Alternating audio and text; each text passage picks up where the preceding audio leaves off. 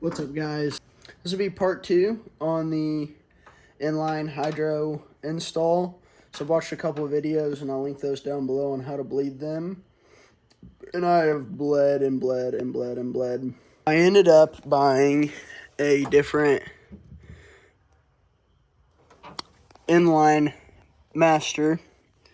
This is the Flex that you could, or the Flux that you could get off of GK Tech's website. It's the one that they sell. But the problem is obviously you want, as soon as you pulled right here, to be pressure, and there's not any pressure right here when there should be. There should be pressure as soon as you start pulling. Now, if I pull it all the way back, it does lock. The wheels do not spin if I pull it all the way back. I'm not sure if that'll actually hold when the time comes or not. I'm going to try. I didn't vacuum bleed due to the fact that my air compressor is broken and my other vacuum bleeder is broken. So I'm going to try vacuum bleeding it as soon as I can, as soon as I get the parts in for my air compressor, and see if that stiffens it up at all. But I don't think that it's going to. I don't think that bleeding is the problem. And it may be. I may have air bubbles stuck, because if you watch this, I'll pump the hydro a few times.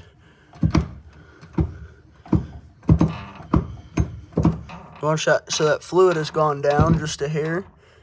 Now, as soon as I let off the hydro, it comes right back. If I pump it a few times, it'll suck down some fluid.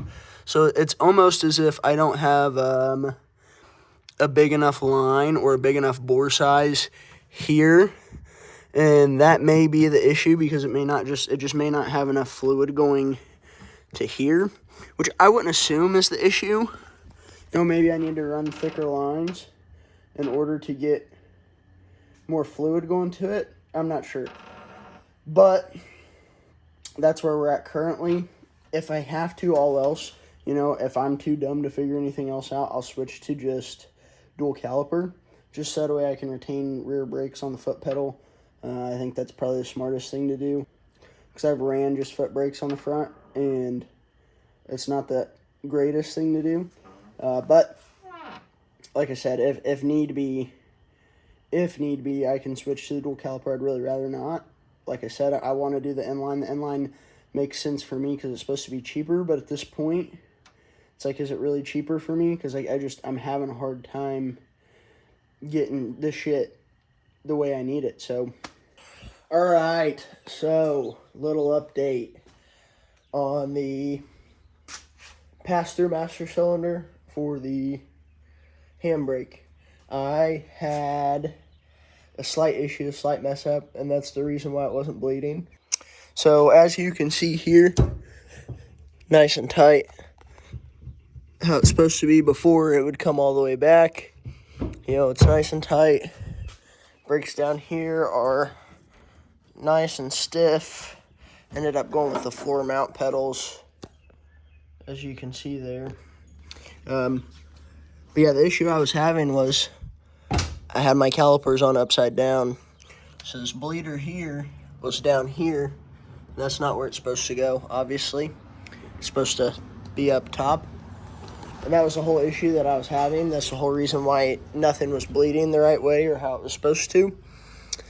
So, yeah, don't make the same mistake I did. The pass-through, like I said, good idea. It's a good way. It's a good route to go to save yourself a little bit of money versus doing a dual caliper setup and everything like that. Should save you a little time. Just don't put your brake calipers on upside down the way that I did. I had the passenger sides over here and the driver sides over there. Had a buddy come look, and he was like, yeah, they're just on upside down.